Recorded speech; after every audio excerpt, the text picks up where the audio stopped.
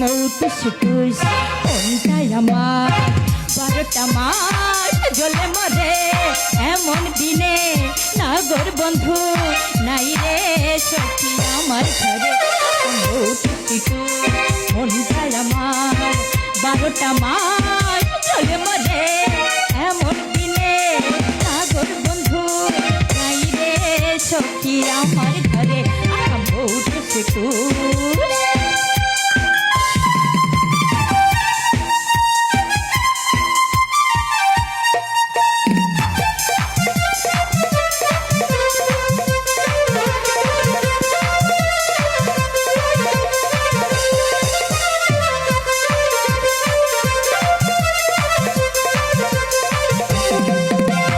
বৈশাখ কাটে স্বপ্ন নিয়ে জ্যৈষ্ঠ কাটে না ঘরে ঘরে জামাই ষষ্ঠী আমার বাবার জামাই আসে না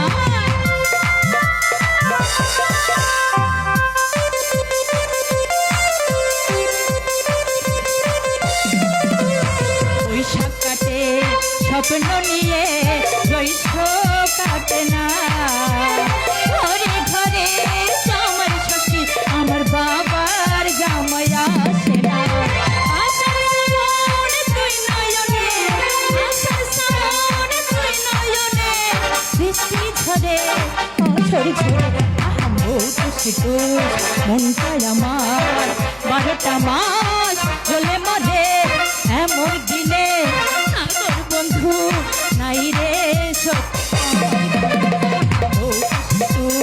মনটাই আমার মনটাই আমার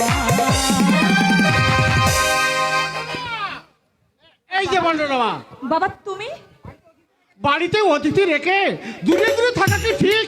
বিশেষ করে ওরা তো তোমাকে উপলক্ষ করে এসেছে।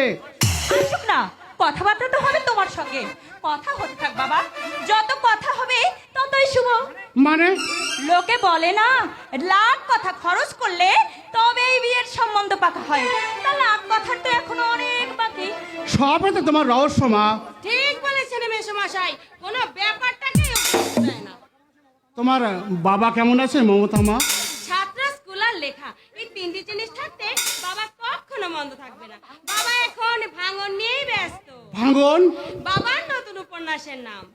ভালো ভালো, লেখকরাই তো সমাজকে শিক্ষা দেয়। যাও মা যাও, ওদের একটু চায়ের ব্যবস্থা করে দাও।